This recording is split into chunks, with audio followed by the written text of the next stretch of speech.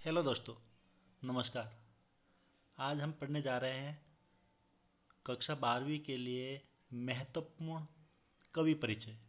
उनमें सबसे पहला है शमशेर बहादुर सिंह।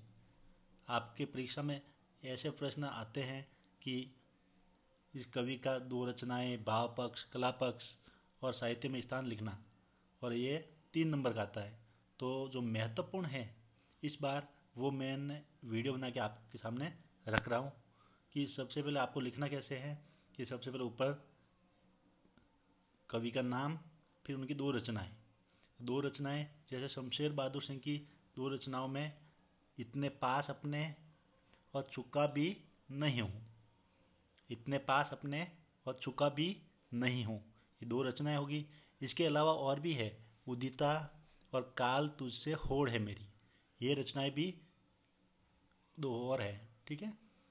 फिर इनका भाव पक्ष पूछते हैं तो इसमें शमशेर बहादुर सिंह की कविताओं में राष्ट्रीय चेतना के साथ साथ सामाजिक व मानवतावादी चेतना भी मिलती है। राष्ट्रीय चेतना है इनकी कविताओं में, उसके साथ में सामाजिक व मानवतावादी चेतना भी मिलती है।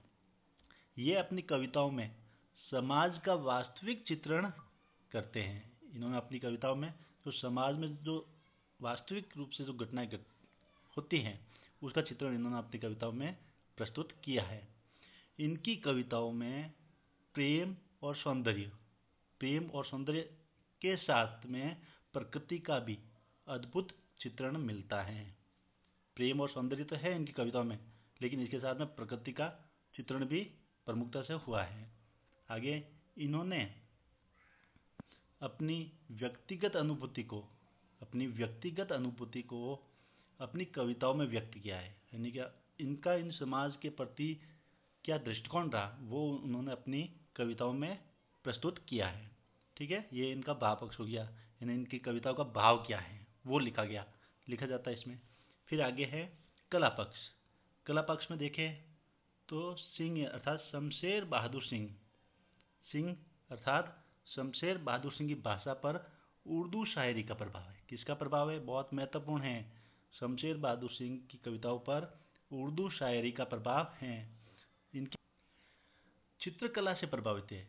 चित्रकला क्योंकि इन्होंने बिंब का प्रयोग किया है और बिंब इनकी शैली चित्रात्मक हो गई बिंबों के कारण, तो इन्होंने चित्रकला से प्रभावित हैं। इन्होंने क्रियाओं, सर्वनामों और मुहावरों पर अधिक बल दिया। क्रिया, सर्वनाम और मुहावरों पर इन्होंने अपनी कविताओं में ज़्यादा जोर दिया है।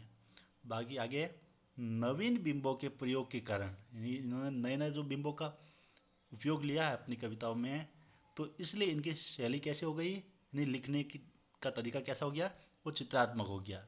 अब इनका साहित्य में क्या स्थान है, तो साहित्य में देखो तो शमशेर बहादुर सिंह को हिंदी साहित्य में बिंबधर्मी कवि के रूप में जाना जाता है। बहुत महत्वपूर्ण है शमशेर बहादुर सिंह। इनकी कविता भी है, आप पढ़ेंगे अपनी पाठ्य पुस्तक में, तो वहाँ पे भी बिंबों का प्रयोग बहुत ज़्यादा किया। तो ये बिंबधर्मी कवि के रूप में जाने जाते हैं हिंदी में। ये मूलतः प्रेम और सौंदर्य के कवि हैं। किसके हैं? प्रेम और सौंदर्य के। मूल रूप से तो ये है, लेकिन इसके साथ में हमने भाव पक्ष में पढ़ा नहीं, इन्होंने प्रकृति का भी अद्भुत चित्रण किया है। इन्हें हिंदी और उर्दू का दोआब कहते हैं। बहुत महत्वपूर्ण, इन्हें हिंदी और उर्दू का दोआब कहते हैं।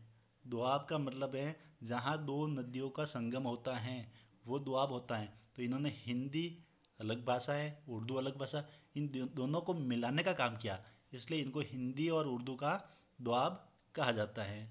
ठीक है, नेक्स्ट वीडियो में हम देखेंगे सूर्यकांत त्रिपाठी निराला का कवि परिचय। धन्यवाद।